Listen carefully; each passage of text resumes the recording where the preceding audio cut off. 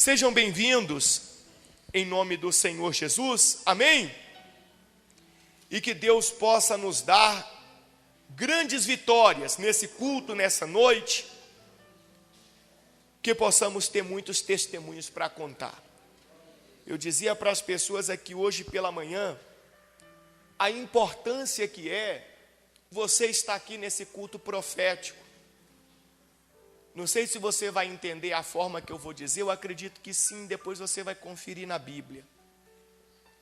Quando você não vem, além de você estar perdendo, você me faz perder. Como, Bispo Paulo? Isaías capítulo 24, versículo 2, diz assim: o que suceder ao povo, isso sucederá ao sacerdote. Consegue entender isso? Se a vida do povo, das pessoas for abençoada, a vida do pastor também vai ser abençoada. Se a sua vida não for abençoada, a minha vida não vai ser abençoada. Eu fico feliz da vida quando alguém diz assim: eu tenho uma bênção para contar, eu tenho um testemunho para contar. Por que eu fico feliz? Porque eu sei que se chegou na sua vida, automaticamente vai acontecer o quê? Vai chegar na minha. O que suceder ao povo, isso sucederá a quem? Ao sacerdote. É automático. Aí tem gente que diz: ah, mas eu já vi vida do pastor abençoado e do povo não estava abençoado. Então esse não era pastor, porque a Bíblia não está errada. A bênção não é do pastor para a igreja. A bênção é da igreja para o pastor. Pelo menos o que a Bíblia ensina é isso. Se o povo estiver abençoado, o pastor também vai estar abençoado. Então, quando eu digo para você: venha na terça-feira, vamos profetizar, venha participar do culto, porque eu tenho certeza que a unção de Deus vai ser derramada sobre a sua vida. Jesus disse que se nós tivéssemos aqui 2 ou mais pessoas em concordância, Deus concordaria nos céus, e que tudo que ligássemos na terra seria ligado aonde? Nos céus.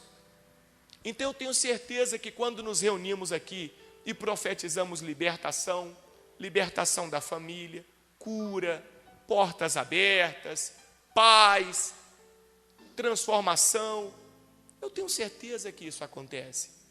Como nós temos visto as pessoas testemunhando. O testemunho da irmã domingo aqui, que bênção.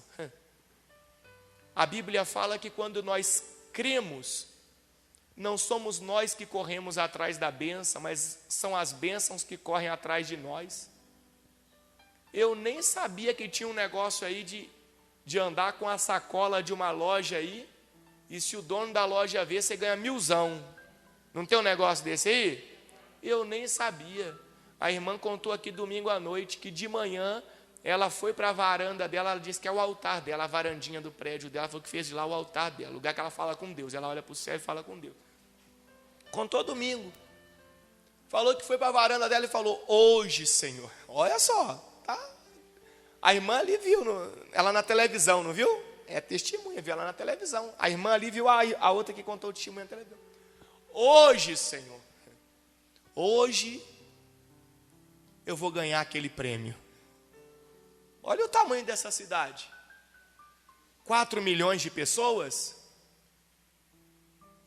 Quantas cidades satélites tem aqui? Pois é. Ela orou, falou: hoje, eu estou precisando, hoje eu vou ganhar esse. Aí foi, saiu com a sacola, foi na costureira. Na que está voltando, quem é que corre atrás dela? Claudeci é o nome do homem.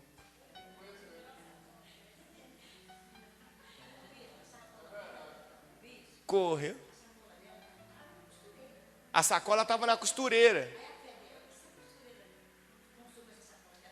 Aí pegou a sacola na costureira e veio. Aí correram atrás dela.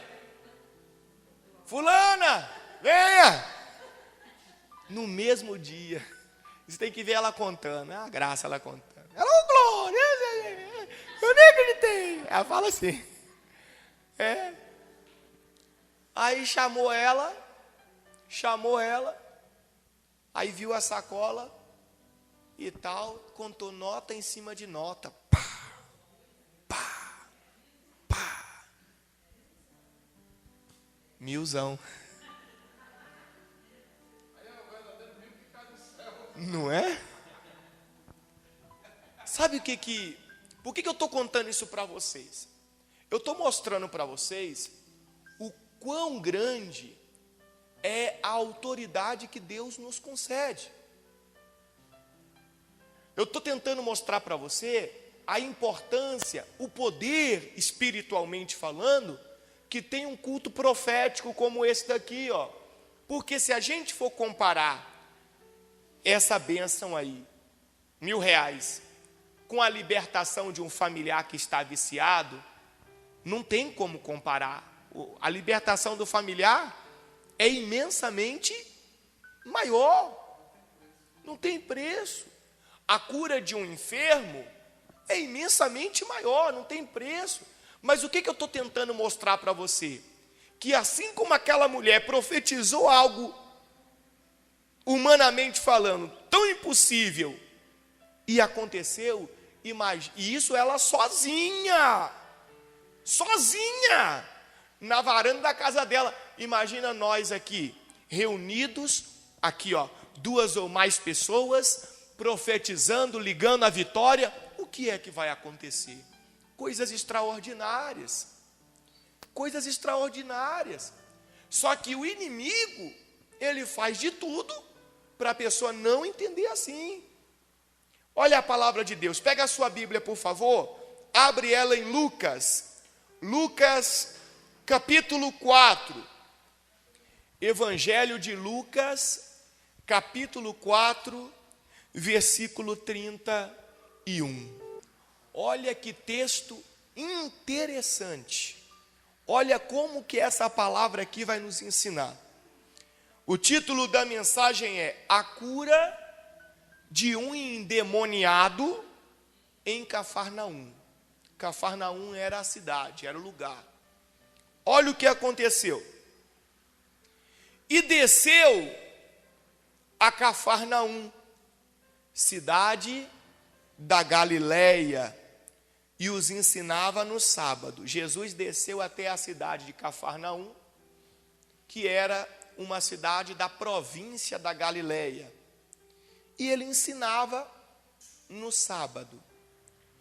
Esse ensinava no sábado, vamos ver mais embaixo, Jesus foi para o templo, para a igreja. E foi ensinar a palavra de Deus para aquelas pessoas. Agora olha que interessante. E muito se maravilhavam da sua doutrina, porque a sua palavra era com autoridade. Essa autoridade aqui não é uma autoridade no sentido de falar mais firme, falar mais forte. Não é autoridade nesse sentido. Essa autoridade era ter condições de falar aquilo que ele falava. Por quê? Porque ele vivia, ele praticava aquilo que depois ele ia ensinar. Então, aquilo que ele falava, as pessoas diziam: fulano tem autoridade para falar comigo. Por quê? Porque aquilo que ele está dizendo é o que ele vive. Diferentemente dos fariseus, dos escribas, que iam na sinagoga pregar, mas o povo não via eles com quê? Com autoridade. É aquele negócio da pessoa que está toda errada, querendo corrigir as outras. As outras vão aceitar? Não vão. Então o povo se maravilhava com a doutrina de Jesus, porque quando Jesus chegava assim na frente do povo para falar, o povo já tinha visto ele agindo antes, fazendo antes. Então o povo sentava, ouvia e reconhecia que ele tinha o quê? Autoridade para falar. Mas eu quero que você preste atenção agora, a partir de agora. Falei para você que ele foi a Cafarnaum, que ele foi ensinar onde? Na igreja, na sinagoga, e que as pessoas reconheciam que ele tinha o quê? Autoridade. Ele tinha propriedade para falar, porque ele vivia antes de falar. Agora olha o versículo 33, o 33. Achava-se na sinagoga um homem possesso de um espírito de demônio imundo. Achava-se na sinagoga um homem possesso de um espírito de demônio imundo. E bradou em alta voz: Ah! Que temos nós contigo, Jesus Nazareno? Vieste para perder-nos ou vieste para destruir-nos? Então, peraí, vamos lá. É aqui que eu queria chegar com você. Jesus estava pregando aonde? Na sinagoga. A sinagoga representava o quê? A igreja, o templo. O demônio sabia que Jesus ia estar pregando naquele lugar? Sabia ou não sabia? Sabia. Claro que ele sabia. Quem é mais forte? Jesus ou o demônio? Jesus ou o demônio? O demônio sabe que Jesus é mais forte? Sabe ou não sabe? Se o demônio sabe que Jesus é mais forte e que Jesus estaria naquela sinagoga pregando naquele momento, se o demônio tinha medo de Jesus destruir ele, tanto é que ele diz: Ah, Jesus Nazareno, que temos nós contigo, para que viestes aqui destruir-nos? Se o demônio sabia que Jesus iria destruí-los, por que o demônio ia ir naquele lugar naquele dia?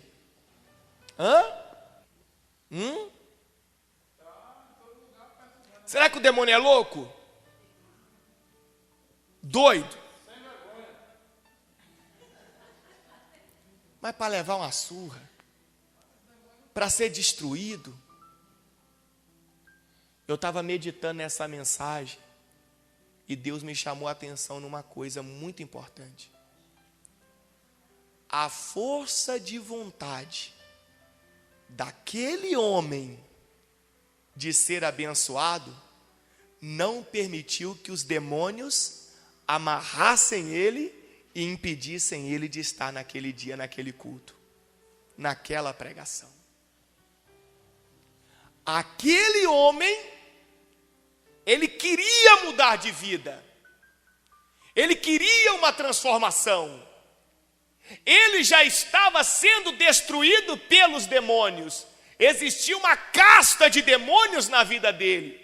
Mas quando a pessoa quer, quando a pessoa está determinada, quando a pessoa tem certeza que Deus pode mudar a vida dela, a situação que ela está vivendo, nada pode amarrar a vida dela e impedir ela de chegar até Jesus. Nada.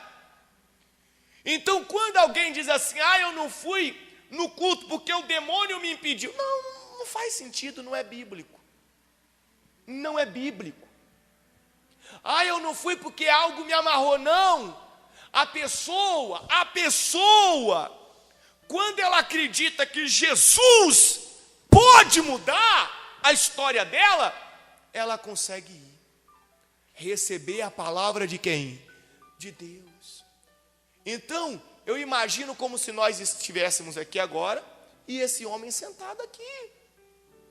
E quando Jesus começa a falar do reino de Deus, quando Jesus começa a falar de libertação, de salvação, de mudança de vida, aí não teve jeito. O demônio começa a ficar incomodado, de uma hora para outra, dá um grito lá no meio do salão, no meio das cadeiras: "Oh, Jesus Nazareno, para que viestes destruir-nos?" Engraçado. E a Bíblia não fala que Jesus vem para destruir. Quem estava destruindo é o demônio, a vida do rapaz. Que interessante, né?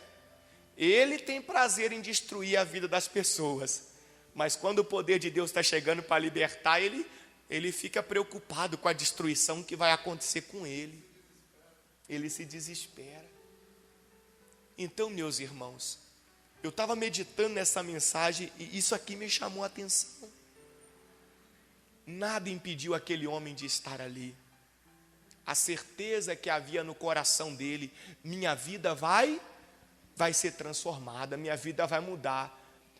Todo sábado quem prega aqui é os fariseus aí, é os hipócritas, é os escribas aí, Eles falam, mas não praticam. Então o que eles falam não tem autoridade nenhuma. Mas hoje vai ser diferente. Hoje quem vai estar lá é Jesus. Hoje é Ele que vai estar pregando. Aí eu não posso perder de jeito nenhum. E pronto, foi.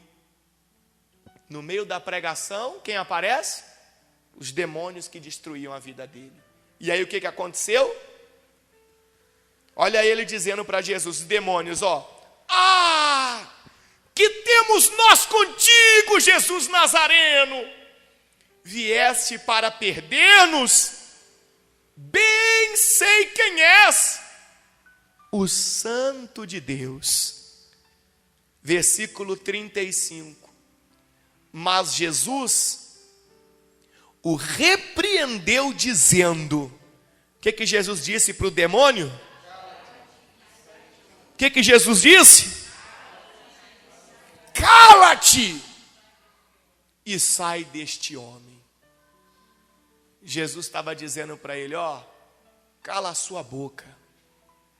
Você não tem que falar nada. Ninguém quer ouvir a sua voz.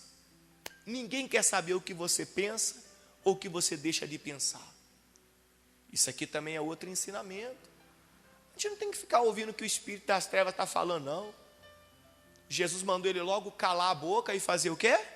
Sair daquele homem. Sair. Aí aconteceu o quê? O demônio, depois de o ter lançado por terra, no meio de todos, saiu dele, saiu daquele homem, sem lhe fazer o quê? Mal. Vou te fazer uma pergunta. O demônio foi embora? Saiu da vida daquele homem? Aquele homem foi liberto? Quando uma pessoa é liberta, a vida dela é transformada. Se está doente, fica curado. Se está viciado, fica liberto. Se a família está sendo destruída, a família é restaurada. Quando o mal sai, tudo se transforma. E se aquele homem não estivesse naquele culto naquele dia? Quanto tempo mais ele iria sofrer? Quanto tempo mais ele iria chorar? Eu sei que muitas pessoas às vezes criticam o fato de nós mostrarmos como que o inimigo destrói a vida de um ser humano. Mas é bíblico. Eu li com você aqui na semana passada, na terça-feira passada, lá em Apocalipse, quando os anjos venceram o demônio no céu, expulsaram ele, lançaram na terra, os próprios anjos dizem: festejai, ó céus, porque foi expulso do nosso meio o acusador de nossos irmãos. E depois olha para a terra e diz o quê? Você lembra da terra? Lembra? O que está escrito lá em Apocalipse? Apocalipse 11, o quê? E vós, moradores da terra, diz o quê mesmo? Aqui, ó. Está aqui, ó. Por isso, festejai, é 12, Apocalipse 12, 12. Por isso, festejai, ó céus, e vós, o que neles habitais. Ai da terra e do mar, pois o diabo desceu até vós cheio de grande cólera, sabendo que pouco tempo lhe resta. Então, quando nós ensinamos para você que existe uma batalha espiritual, que existe espíritos imundos que trabalham para destruir famílias, casamentos, a saúde das pessoas, isso não é invenção da nossa cabeça. Nós estamos ensinando você a usar uma ferramenta que Deus nos concedeu chamada fé, para vencer essa coisa ruim, orando, profetizando bênçãos, repreendendo tudo que não presta, determinando que todo mal seja expulso. Então a vida desse homem aqui, a Bíblia não entra em detalhes, não fala o que estava acontecendo com ele, o que esse mal estava causando na vida dele, mas nós entendemos que também não era um espírito imundo que estava na vida dele, porque aqui foi no plural, quando o demônio disse que temos nós contigo. Quer dizer que existiam vários demônios na vida daquele homem. Eu não sei o que o mal estava causando. Eu sei que certamente havia dor, havia sofrimento. Mas tudo aquilo foi vencido a partir de uma decisão, de uma atitude que aquele homem tomou. Eu vou ir até Jesus, eu vou ouvir a pregação de Jesus, eu vou ouvir a palavra de Deus, porque eu creio que Jesus pode mudar a minha vida. E mudou. Ele entrou naquela sinagoga, ele entrou naquele culto, perturbado, endemoniado, e saiu de lá como? Livre, liberto, abençoado. Finalizando o texto, diz assim, versículo 36. Todos ficaram grandemente admirados e comentavam entre si dizendo: que palavra é esta? Pois com autoridade e poder ordena aos espíritos imundos e eles saem. E a sua fama corria por todos os lugares da circunvizinhança. Diga graças a Deus.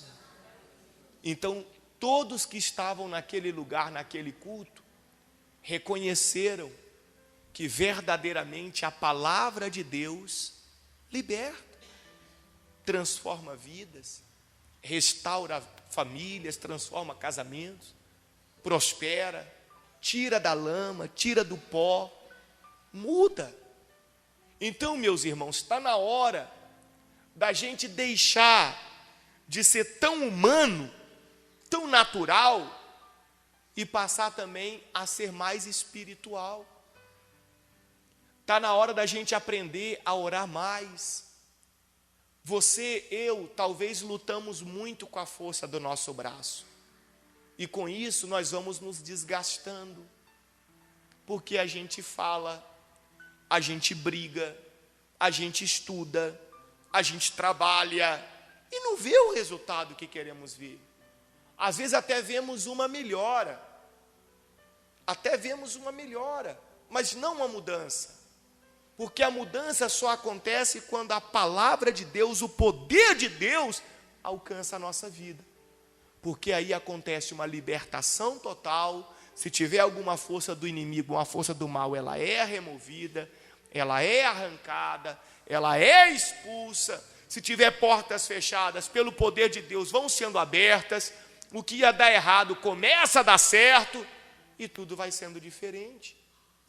Mas tudo isso começa numa atitude nossa. Se aquele homem tivesse ficado em casa, naquele dia, tinha acontecido o que na vida dele? Nada. Nada. Não tinha acontecido nada. Porque Deus não invade a vida de ninguém. A palavra do Senhor diz assim, ó, que o Senhor está à porta e bate. Se alguém ouvir a voz dele e abrir a porta para o Senhor entrar, então ele entra e ele ceia com aquela pessoa e aquela pessoa ceia com ele. Então, se a pessoa não abre a porta, Jesus não vai entrar. Quer uma mudança na sua vida? Quer uma transformação? Quer uma restauração? Quer ser feliz? Abre a porta para Jesus entrar. Toma uma atitude, vamos buscar a Deus. Toda terça-feira nós estamos aqui profetizando. Toda terça-feira nós estamos aqui orando. E Deus tem abençoado. E eu creio que vai abençoar muito mais. Amém? Quem entendeu a mensagem de hoje? A vida do homem mudou? O que não prestava e estava nos caminhos dele saiu? O mal foi removido? Ele saiu daquela igreja, o homem saiu daquela igreja liberto? Feliz? Abençoado? Mas tudo começou aonde? Na atitude dele. Tudo começa na sua atitude. Fala para a pessoa do lado aí, tudo começa na sua atitude. Já viu quando a pessoa quer mudar de vida, ela fala, se Deus quiser isso vai acontecer. É claro que é se Deus quiser. Mas para Deus querer, começa onde? Na atitude da pessoa. Lembra daquele homem leproso que foi até Jesus? A Bíblia fala que ele se colocou de joelhos e disse, mestre, se quiseres, podes purificar-me. O que Jesus disse? Eu quero. Fique limpo. E na mesma hora o rapaz ficou o quê? Curado, ficou limpo. Mas tudo começou aonde? Na atitude do leproso de sair de casa e ir até quem?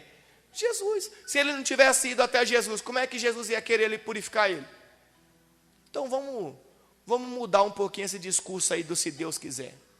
Tudo acontece se Deus quiser, mas primeiro é necessário uma atitude. De quem? Nossa.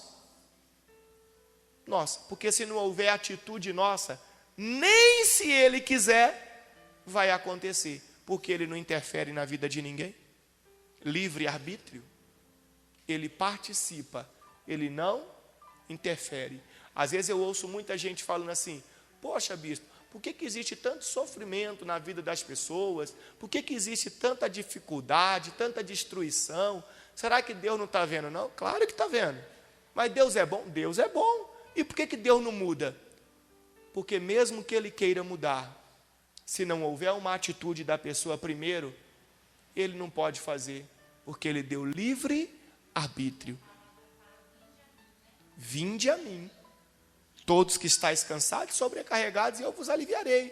Porque quando a pessoa vem, o homem que foi liberto agora aqui, ele veio até o culto, até a sinagoga, aonde Jesus ia pregar. O leproso que Jesus curou, que falou, se quiseres pode purificar-me, ele veio ao encontro de Jesus. Sempre a atitude tem que partir de nós. Tivemos uma atitude de fé, pode ter certeza que uma grande resposta vai vir de Deus para a nossa vida. Amém?